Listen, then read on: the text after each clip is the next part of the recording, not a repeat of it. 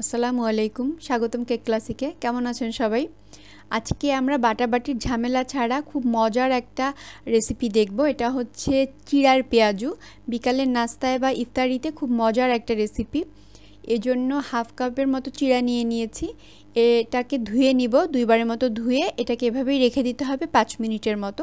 Extra পানি add করার দরকার নেই, এভাবে রেখে দিলেই হবে। এবার বাকি উপকরণগুলো নিয়ে নিয়েছি। 2টা আলু সিদ্ধ নিয়েছি, আলু সিদ্ধ করে খোসা ছাড়িয়ে নিয়েছি। এবার একটু ভালো মতো চেপে এটাকে ম্যাশ করে নিচ্ছি। এর সাথে ধুয়ে রাখা চিরাটাকে মিশিয়ে নিব। এরপর বাকি সব মশলাগুলো দিয়ে নিব। 7-8টার মতো মিডিয়াম সাইজের পেঁয়াজ কুচি, 6-7টার মতো কাঁচামরিচ কুচি, জিরা বাটা, রসুন বাটা, আদা বাটা, 1 চা চামচ করে লবণ স্বাদ মতো, আর হলুদের গুঁড়া হচ্ছে 1 চা চামচ দিয়ে ভালোভাবে মিশ্রণটাকে মিশিয়ে নিতে হবে। এই রেসিপিতে আমি 2 টেবিল চামচের মতো হচ্ছে চালের গুঁড়া অ্যাড করেছি, ওটা ভিডিওতে আসেনি। আপনারা 2 টেবিল চামচের মতো চালের গুঁড়া অ্যাড করবেন, অথবা চালের গুঁড়া না থাকলে কর্নফ্লাওয়ার অথবা বেসন ইউজ করলেও হবে। আমাদের ডোটা রেডি হয়ে গেছে। এবার এটাকে আমরা হাতেই ভালোভাবে চেপে চেপে চপ বানিয়ে নিচ্ছি। এই রেসিপিটা করতে কিন্তু খুব অল্প সময় লাগে। আপনি দেখবেন যে 10 থেকে 12 মিনিটের মধ্যে আপনার চপটা পুরো রেডি হয়ে গেছে।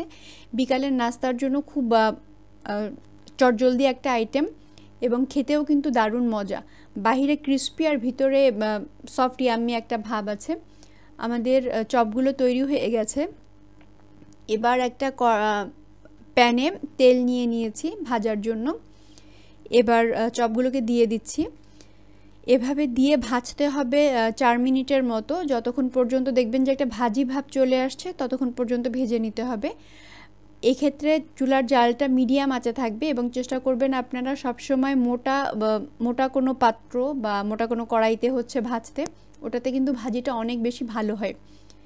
এবার 3-4 মিনিট পরে যখন এক পাশ হয়ে আসবে তখন উল্টে দিতে হবে, উল্টে আরেক পাশ ভেজে নিতে হবে 3-4 মিনিটের মতো।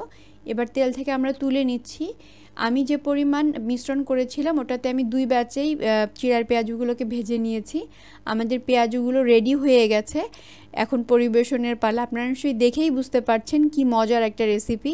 আপনারা চেষ্টা করবেন। অনেক ধন্যবাদ আমাদের সাথে থাকার জন্য। আল্লাহ হাফেজ।